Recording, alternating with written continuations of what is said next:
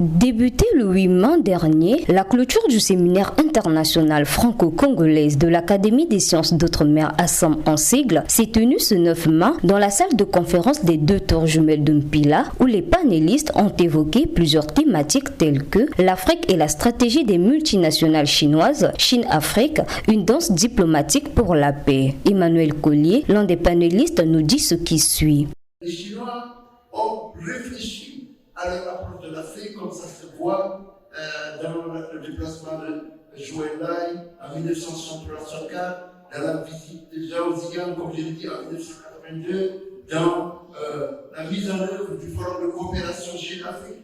Vous savez, le Forum de coopération Chine-Afrique, on le présente comme un modèle institutionnel de coopération. Mais si vous vous souvenez, le premier groupe de pays à avoir lancé une coopération de cette nature avec l'Afrique, c'était l'Europe, en avril 2000, au Caire, en j'y étais.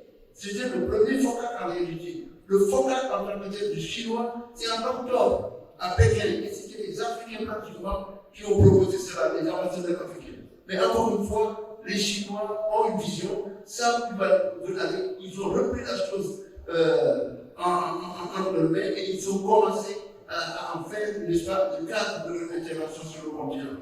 Anatole Kolnema Kosso, Premier ministre chef du gouvernement, dans son mot de clôture, a fait l'analyse des thématiques des panélistes.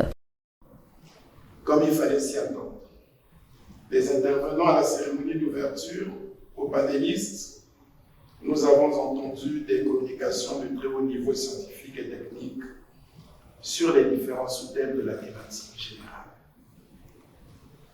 Sans a priori, et en toute objectivité que commande l'honnêteté et le détachement intellectuel, chacun des intervenants a apporté une brillante contribution qui éclaire d'un jour nouveau la relation de la Chine avec l'Afrique et ouvre des perspectives nouvelles à cette relation. Dans le même volet, le Premier ministre sur les différentes conclusions de celle-ci. La première conclusion est que la relation Chine-Afrique s'est imposée comme un phénomène nouveau dans les relations internationales. Et comme tout phénomène nouveau, il suscite la curiosité intellectuelle et scientifique. La deuxième conclusion est que tous les panélistes s'accordent sur l'utilité d'une telle relation qui contribue à faire avancer les grandes causes de notre humanité, notamment le rapprochement des continents et des civilisations, la lutte contre la pauvreté et pour le développement socio-économique, l'ambition de construire un nouveau type de partenariat plus égalitaire et plus bénéfique pour toutes les parties. La troisième conclusion est que le séminaire franco-congolais ouvre la porte à un possible élargissement du partenariat d'un pays asiatique avec le continent africain en accueillant un autre pays, cette fois-ci d'Europe, à savoir la France.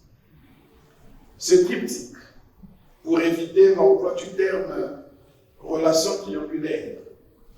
En terminant son discours, il n'a pas manqué l'occasion d'exprimer sa gratitude envers le président de la République. En votre nom à tous, je voudrais rendre un hommage mérité à son Excellence, M. Denis Sassou Nguesso, président de la République, chef de l'État, qui avait cru à l'idée d'organiser un colloque à Brazzaville sur le thème « La Chine et l'Afrique », qui en a approuvé le projet et qui a permis de tout mettre en œuvre en vue de la réalisation de ce projet.